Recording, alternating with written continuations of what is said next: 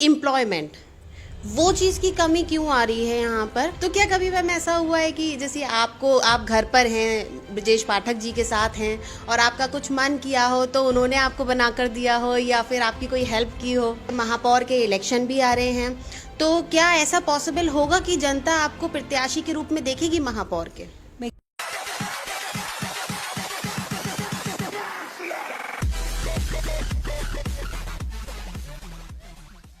Hi everyone, I am Alisha and you watching #Lucknow.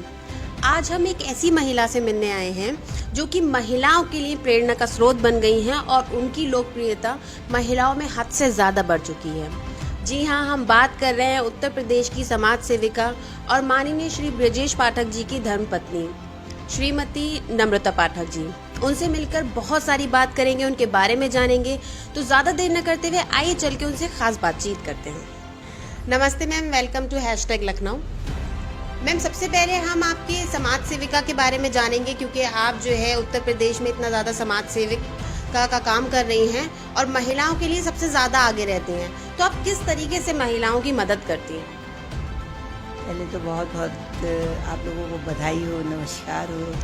Alisha जी एक बहुत ही जुझारू और सशक्त हैं जो कि महिलाओं के बीच में आपकी बड़ी अच्छी बैठ है और आप आज हमसे ये जानकारी लेना चाहती हैं कि महिलाओं के लिए कैसे काम करते हैं। देखिए, जैसा कि सबको पता है कि माननीय पाठक जी का साथ होने से हमको थोड़ी सी आसानी हो जाती है उनका काम करवाने में। और महिलाओं में लोकप्रिय इसलिए हैं कि हर महिला, चाहे वो निम्न तबके की हो, चाहे मध्यम वर्ग की हो, चाहे उच्च वर्ग की हो, सभी मुझसे जुड़ी रहती है। और उनके जुड़े रहने का कारण ये है कि कभी भी किसी भी काम में, कोई भी प्रोग्राम हो उनका, अगर वो मुझे बुलाती हैं, मैं बड़ी सहजता ढंग से जाती हूँ। अगर मुझे कोई भी, मेरी बहन मुझे कोई काम बताती है, कोई भी मुसीबत में फंसी है या किसी भी स्तर का कोई काम बताती है, हम उसको चूँकि पाठक जी से करवाने में समर्थवान हो जाते हैं। इसी वजह से महिलाएं भी हमको बहुत ही प्यार करती हैं। करने का कारण ये है कि भाभी जी तुरंत काम कराती हैं, जैसा कि कहती हैं कि तुरंत काम कराती हैं।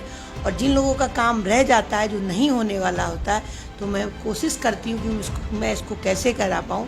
कभी कभी माननीय पाठक जी से भी मैं इस पर विचार विमर्श करती हूँ बैठ के कि हमारा इस मामले में आप कैसे सहयोग कर सकते हैं, इस बहन का काम नहीं हो रहा, मैं कैसे करा सकती हूँ। तो वो भी कहते हैं कि अभी शांत हो जाओ, इसका कोई हम रास्ता निकालेंगे, ये काम होने वाला नहीं है, पर इसका कोई रास्ता निकाल करके उनको बैठा करके हम लोग बात करेंगे कि इस काम को हम कैसे कर सकते हैं। इसी तरीके से हम अपनी बहनों के काम करवाते हैं। मैम, जैसे कि आपने अभी बोला कि आप जो है माननीय ब्रजेश पाठक जी से विचार विमर्श करती हैं, तो इसी के ऊपर मैं आपसे पूछूंगी, जैसे कि अभी जब से ब्रजेश पाठक जी डिप्टी सीएम बने हैं, अस्पतालों के दौरे कर रहे हैं, मरीजों के बारे में जान रहे हैं, उनकी परेशानियों के बारे में जान रहे हैं, उसको ठीक करने की कोशिश कर रहे हैं, तो उनके बिजी स्केड्यूल में आप भी गई हैं अस्पताल के दौरों में, आपने मरीजों से बात की। आपने कौन सी ऐसी वहाँ पे परेशानी देखी जिसके बारे में आपने ब्रजेश पाठक जी से बात की उसे सही करवाने के लिए?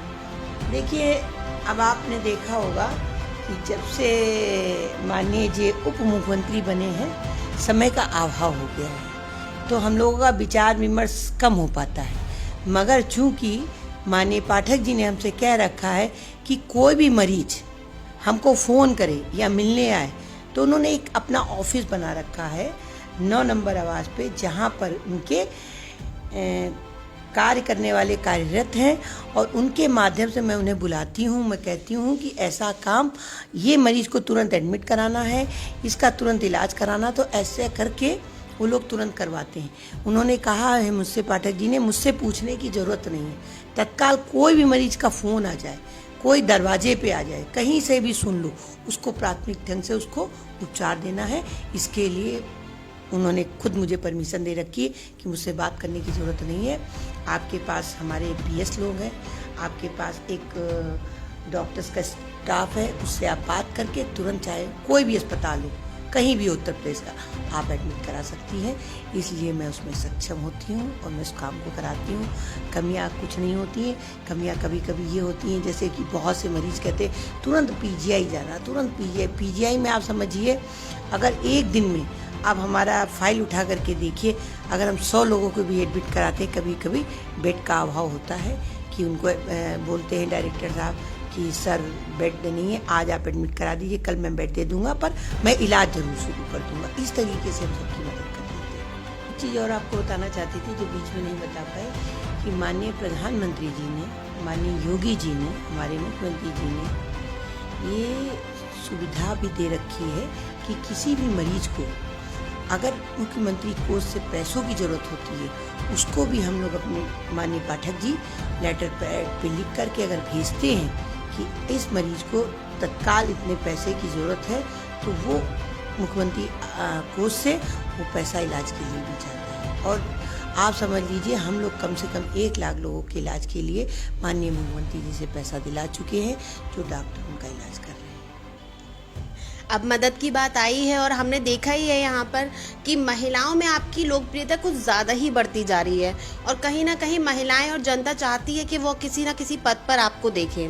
और हाल ही में जो है महापौर के इलेक्शन भी आ रहे हैं, तो क्या ऐसा पॉसिबल होगा कि जनता आपको प्रत्याशी के रूप में देखेगी महापौर के?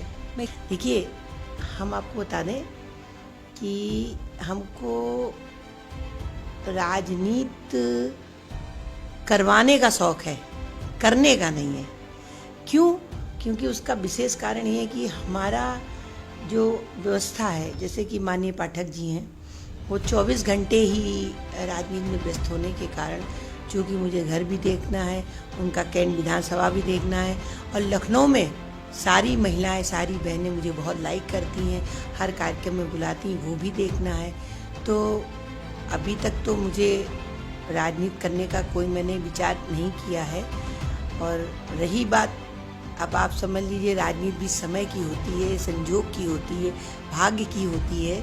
अगर कोई चीज़ भाग्य से मिल जाएगी तो मुझे लगता है कि उसको कर लेंगे, मगर अभी तक तो मैंने ऐसा विचार नहीं किया। क्यों?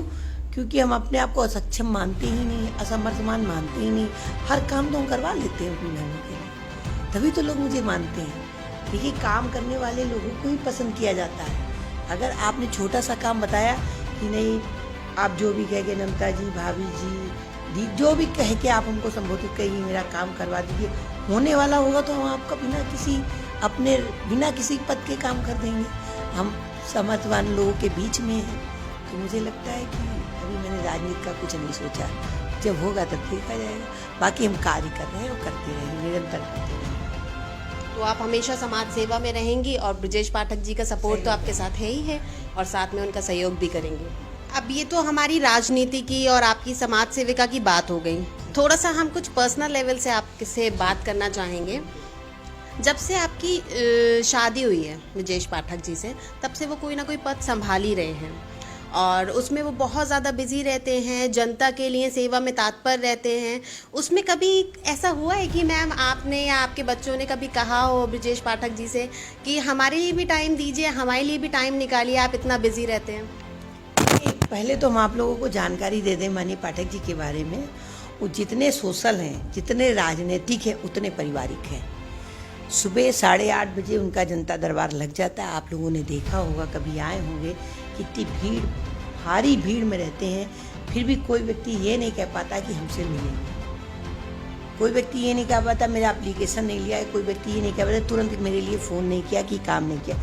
और इतने लोगों का काम अगर एक दिन में संभव नहीं होता तो वो दूसरे दिन होता है, पर होता है। रही बात बच्चों को, जब भी वो रात में चाहे 12 बजे घर आए, चाहे 11 बजे आए, 1 घंटे प्रतिदिन देते हैं, बैठते हैं, बात करते, हंसते हैं।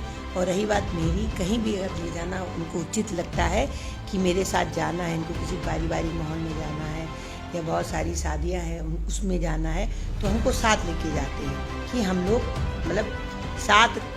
जैसे कई एक दिन में कभी कभी, पहले तो जब ये लॉ मिनिस्टर थे और सांसद थे, तो एक दिन में कभी कभी 10-10, 20-20 शादियाँ होती थी। हम इनके साथ 6 बजे निकलते थे, रात के 2-2 बजे घर आते थे। तो अब ये समय देना तो होता है, तो ऐसा नहीं कह सकते कि परिवार को भी महत्व तो नहीं देते जितना वो समाज को देते हैं और राजनीति को देते हैं। अब आपने समाज की बात की है, तो अक्सर देखा जाता है कि ब्रजेश पाठक जी कहीं पर भी जाते हैं जनता की सेवा करने के लिए, या कोई भंडारा में जाते हैं तो वो खुद भी उसमें हेल्प करते हैं, खाना बनाने में हेल्प कर देते हैं, या कोई और समाज सेवा होती है उसमें भी हेल्प करते हैं। तो क्या कभी मैम ऐसा हुआ है कि जैसे आप घर पर हैं, ब्रजेश पाठक जी के साथ हैं और आपका कुछ मन किया हो तो उन्होंने आपको बना कर दिया हो या फिर आपकी कोई हेल्प की हो घर के कामों में? एक बार किया था, वो भी कोरोना के समय। फिलहाल तो नहीं किया कभी, और ना ही मैंने कभी, क्योंकि एक्चुअली हम लोग भारतीयता को अपनाते हुए भारतीय नारी होने के नाते मैंने खुद ही नहीं कभी कुछ कहा। मैंने कभी नहीं कहा कोई काम के लिए, क्योंकि हम जानते हैं मैं स्वयं सक्षम हूँ। मैं चाहे आपका भोजन बनाना हो, कुछ भी बनाना, उसके लिए मैं खुद सक्षम हूँ। क्योंकि काम करने वाली सहायक रहते हैं, फिर भी मैं खाने से लेके हर चीज़ बना लेती हूँ और अच्छे से सबको खिला भी लेती हूँ। तो मैंने कभी ऐसा खुद भी नहीं कहा। करने को तो कह तू जिद पकड़ लूँगी नहीं, यही चीज़ खानी है तो मुझे लगता करके देंगे, पर मुझे लगता है ऐसा करना, मतलब मुझे संस्कार में नहीं लगा, तो मैंने ऐसे कभी कहा नहीं। अच्छा मैम, ये तो आपके पर्सनल लाइफ की बात होगी और हमें बहुत ही अच्छा लगा कि आपने बहुत अच्छे से इसको बताया। लेकिन हम थोड़ा सा एक बात आपसे करना चाहेंगे, एक आखिरी क्वेश्चन है, उस क्वेश्चन को करके हम इस इंटरव्यू को यहीं समाप्त करेंगे। आखिरी है लेकिन बहुत अहम है। आज के टाइम में महंगाई बहुत बढ़ रही है। हम आपसे ये नहीं पूछेंगे कि महंगाई है या नहीं है, बहुत है महंगाई, लेकिन ये बढ़ क्यों रही है? इसका क्या वजह है, क्यों बढ़ रही है? देखिए, महंगाई तो मुद्दा है, और रही बात बढ़ने का, सबसे बड़ा कारण ये होता है कि सही ढंग से उत्पादन करना हो। पर चूँकि मेरी सरकार हमेशा प्रयासरत रहती है, आपने देखा होगा चुनाव से पहले विगत जो 5 साल हमारे बीत गए हैं, सारे किसानों के खातों में पैसे गए, चाहे उन्हें खाद के लिए पैसे देना हो, चाहे बीज के लिए पैसे देना हो, बराबर गए। उनको हर चीज़ से किसानों ने मेहनत करके हर तरीके से उनको सरकार ने लोन भी दिया, सरकार ने खाते में पैसा भी दिया, यहाँ तक कि उनकी लड़कियों की शादी करने का भी हमारी सरकार ने, हमारे मुख्यमंत्री जी ने, हमारे प्रधानमंत्री जी ने, हमारी केंद्रीय योजना, हमारे उत्तर प्रदेश की योजना हमेशा साकार रही। रही बात महंगाई की, तो देखिए, महंगाई तो बढ़ना अपने आप में एक नेचुरल है, क्योंकि आप जो सबसे पहले जब आप बहुत छोटे होंगे तो हमने देखा होगा जो घी 50 रुपये किलो मिलता था, आज 500 रुपये किलो मिल रहा है। इसका कारण है कि प्रकृति ही दिन पर दिन महंगी होती जा रही है। प्रकृति क्यों महंगी होती जा रही है, उसका कारण है देवीय आपदा। जब जब ईश्वर खुश होता है तो समय पे बारिश कर देता है, नहीं खुश होता है तो प्रकोप फैला देता है। प्रकोप कैसा? कोरोना जैसा प्रकोप फैला देता है, जिसमें कि आपने देखा होगा किसान खेती नहीं कर पाए, किसान खेती नहीं कर पाते। आपने देखा होगा कि डॉक्टर्स ने अस्पताल बंद कर दिए, दुकानदारों ने दुकान बंद कर दी, और हर तरीके से आपने खुद ये सबने देखा है किस तरीके से लोगों ने अपना जीवन यापन किया। तो कितने बड़े बड़े प्रोग्राम्स थे, शादी ब्याह थे, चल गए सब। लोगों का कितना नुकसान हुआ, सामान का, हर चीज़ का नुकसान हुआ। तो अब चाहे अमीर हो, चाहे गरीब हो, चाहे मध्य वर्ग का हो, वो अपने आप को जीवन यापन करने के लिए किसी तरीके से तो अपने धन का प्रभाव डालेगा, धन को बढ़ाएगा या कीमतें बढ़ाएगा, अपनी कीमत को बढ़ाने के लिए। इसमें हमारी सरकार ने भरपूर मदद की, भरपूर प्रयास किया, पर कहीं ना कहीं आप छोटे किसान से कोई चीज़ लेते हैं, बिचौलिया ले जा करके उसको अधिक दामों पे बेचते हैं, तो इन सब चीज़ों से महंगाई बढ़ती है। महंगाई सरकार नहीं बढ़ाती, ना महंगाई हम लोग बढ़ाते हैं। हम लोग कोशिश करते हैं कि महंगाई हो ना। आपने देखा होगा अब GST टैक्स हम लोगों पे लगता है, गरीब लोगों पे नहीं लगता है। अगर हम नहीं करेंगे तो फिर आगे कैसे सरवाइव होगा? आने वाला दिन मुझे लगता है हम उत्पादन में भी और विकास में भी पीछे ना रह जाए, तो मुझे एक बैलेंस बैठाना पड़ेगा। जब हम अपने कार्यों में बैलेंस बैठा ले जाएंगे, तभी हमें लगता है हम उन्नति कर पाएंगे। और रही बात उन्नति की और उसके बाद कमजोरी की, जहाँ पे लोग कमज़ोर हैं वहाँ मेरी सरकार मदद करती है। कोरोना काल में भी जो है फ्री राशन और ये सब दिया है, लेकिन जो ये है कि एम्प्लॉयमेंट, वो चीज़ की कमी क्यों आ रही है यहाँ पर? क्योंकि महंगाई जब बढ़ रही है तो इंसान को खरीदने के लिए, उस चीज़ के लिए काम करेगा, पैसा आएगा, तभी तो वो खरीदेगा उस महंगाई को। आपने बात सही कही है, पर रोजगार की कहीं से कमी नहीं है। रोजगार जितनों को मिलना चाहिए, जितने उनके अनुपात हैं, जितनी औसतन उनको देना है, आप समझिए जैसे किसी डिपार्टमेंट में हम 100 लोगों की भर्ती करते तो हम 100 की कर पाएंगे, हम 200 की नहीं कर पाएंगे, क्योंकि 25 करोड़ की आबादी हमारे उत्तर प्रदेश में है। और 25 करोड़ की आबादी को देखते हुए जिस स्तर का मनुष्य होगा, किसी ने हाई स्कूल पास किया है, किसी ने इंटर पास किया है, किसी ने बीए पास किया है, कोई कंपटीशन से आगे निकला। आप देख रही होंगी दिन पर दिन कंपटीशन पे लोग आगे निकलते हैं, अच्छी पोस्टों पे जाते हैं। और जो जिस ढंग से जो 8th 9th 10th की पढ़ाई कर लेते हैं उनको काफ़ी होमगार्डों की नौकरी मिल जाती है। उससे अधिक जो पढ़ लेते हैं, ट्रेनिंग लेते हैं, और जिस चीज़ की वो ट्रेनिंग लेते हैं उनको वो चीज़ का डिपार्टमेंट मिल जाता है। रोजगार बढ़ाए जा रहे हैं, चूँकि अपनी ही क्षमता कम होने के कारण, मतलब कार्य करने वालों की क्षमता कम होने के कारण वो उस तरीके से, जब जिसे आप कह लीजिए जैसे आपने किसी ने हाई स्कूल किया है और उसको नौकरी आप बीए करने वाले की नहीं दे सकती, और जिसने बीए किया है उसको आप हाई स्कूल करने वाली नौकरी नहीं दे सकती। तो कभी कभी क्या होता है, इस अभाव में भी, शिक्षा के अभाव में भी लोग रह जाते हैं। मगर चूंकि अपनी सरकार में शिक्षा का भी अभाव नहीं, इतने अच्छे से शिक्षित किए जा रहे हैं। रोजगार सरकार ने अभी बहुत जल्दी हमारी केंद्रीय योजना में काफ़ी लोगों को रोजगार देने के लिए प्रधानमंत्री जी ने आह्वान किया है, और अभी जल्दी रोजगार दिए गए। भर्तियां बहुत सारी हो रही, चूँकि हम आंकड़े आपको नहीं बता पाएंगे, पर हर चीज़ मुझे ये पता है कि प्रोसीजर चल रहा है। पर आबादी होने के कारण कहीं ना कहीं लोग जब बेरोजगार रह जाते हैं तो क्या गलत कहा जाता है कि खुद के पैरों पे खड़े होकर के थोड़ा सा काम करने की आप भी आदत डालिए।